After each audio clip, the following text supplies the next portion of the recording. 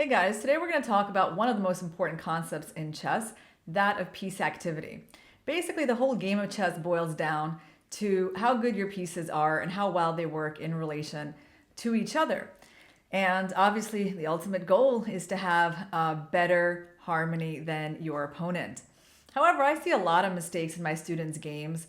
Some of them are quite unforced. So you have a position with lots of good choices and you just choose to put your pieces on the wrong squares where they don't have any potential. Other kinds of mistakes are, done for, let's say, a better reason. Maybe there's a problem in front of you, you're trying to solve it, but you're still solving it in a way where you are undermining your piece activity.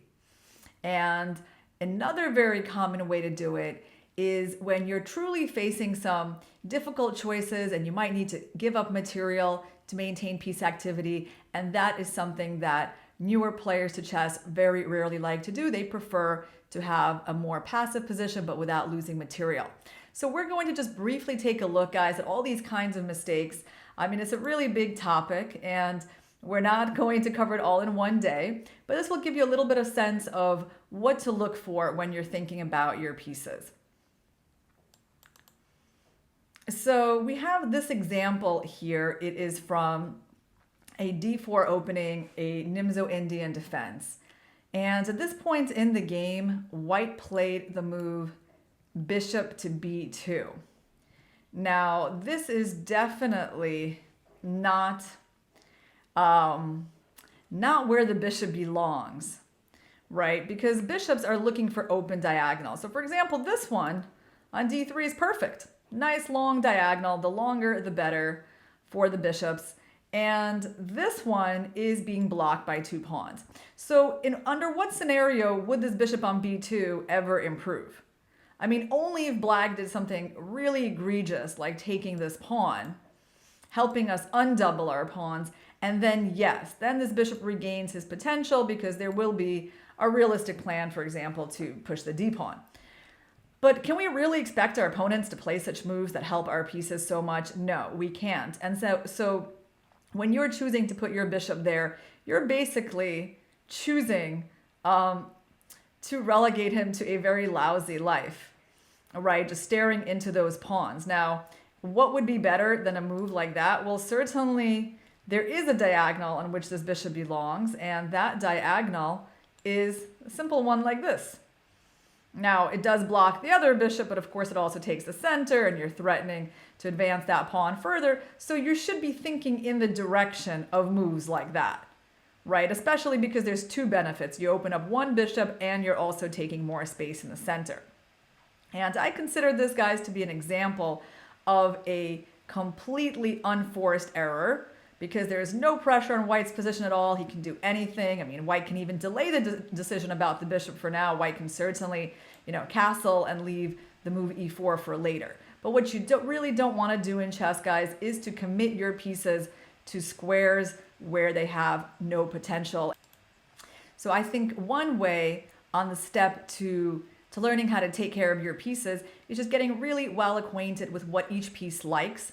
And to know, rooks like open files, bishops like open diagonals, pawns like to advance and control the center, knights like outposts, kings like to be safe unless it's the end game, right? So when you start thinking about the pieces in terms of their likes and dislikes, you will certainly kind of understand that the move bishop b2 is not going to serve that bishop well. Our next example is going to feature a situation where black indeed does look like they have some problems to solve. The question is how to solve them. So here we have black having two pieces for a rook. They're actually doing really well in terms of material because the two pieces are superior. But there's something a little bit scary going on. I bet you guys have picked up on this already. And it's the fact that white has these pawns on the king side that want to move forward. So, of course, the move g5 is something that you need to take care of, right? Because any attempts that your opponent has to open up your king, open up files against your king, need to be taken very seriously. And in the game, black took this threat so seriously that they decided to move their knight here. Now, It's really not the end of the world. I mean, black is doing well in terms of material, but is this the optimal kind of solution? And how easily should we agree to make our pieces passive like that? Like, it's not the knight's dream to move out from f6 to some square on the corner of the board where its only role is trying to, not get hit by the g pawn, right? So the first question was, well, how big of a threat was g5? Is it really so scary? Like, for example, let's say black moves the a pawn. That is simply black following their own ideas, their own play on the queen side. They want to go a4. Then, and this move happens, right? So you don't want to take. Yes, that's the one thing you don't want to do. If you're thinking you're forced to capture, then of course you will be very scared of this because you will see that open file against your king and assume that you're going to be getting mated by the combination of the rook and queen. So yes, we don't want that, but we don't have to take their pawn just because we can. We can go knight h5. It's quite a decent square for the knight. He has actually a way off the side of the board to that outpost, and even if we lose this pawn, we would just go g6. So nothing really scary has happened around our king. Our king can go to h7, getting off the g file, and everything is very stable on the king side. Now white has no further ways to really open up lines there. There are no more pawn breaks, right? So black is actually free to continue with their play on the queen side. They can do a lot of moves because g5 is not a threat, right? But because black is thinking it's a big deal, they're willing to make their pieces passive. And so, for an experienced player, guys, there's such an instinct not to misplace your pieces, not to decentralize them, that, no one's going to play that move unless they think the threat is just overwhelming. They're really going to check to see, like, do I need to play this because I don't want to play this, right? And less experienced players are more easily convinced to make their pieces passive. So hopefully that's something that you will be paying a lot of attention to. Like, do I really need to make my pieces worse to solve these problems that I think I'm having? I can also say that you can even preemptively put the king on h7. Like, if you're so worried about g5, then you just, same kind of idea, and your king is already on h7 by the time all of this happens. And instead, black goes here. Eventually, things actually do open up on the king side, despite that knight being there. Well, a lot of moves happened, but the idea, guys, is don't let your opponents convince you that you need to make your pieces bad. Now we're going to go to another kind of mistake that allows our pieces to be worsened. And this happens through just not being aware of our opponent's ideas and what they plan to do to our pieces.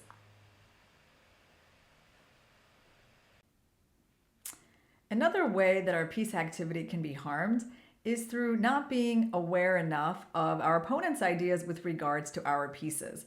So for example, in this situation, everything seems quite nice for black, like they're not really under any threat. In the game, black decided, I am just going to connect my rooks with the move queen d7. Well, overall, that is not a bad idea, but unfortunately, white did want something. And that something is the move b4.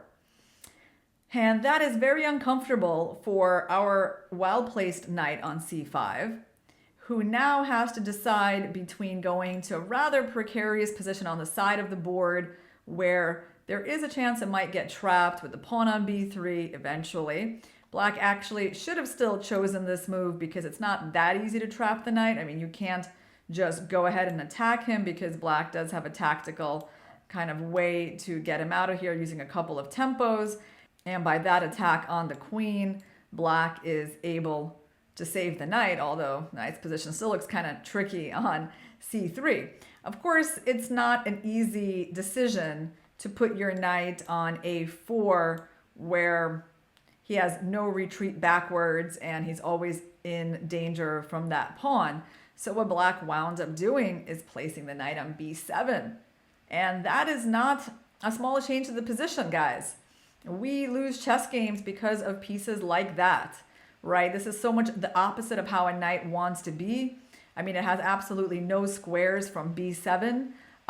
Even if you decide you're going to really try hard to make him better from this point on, you're facing a very tall task, and it's actually quite easy for white to convert his advantage here because they've got play on the A file against our backwards pawn. They're just going to be bringing out their bishop. They have two nice bishops.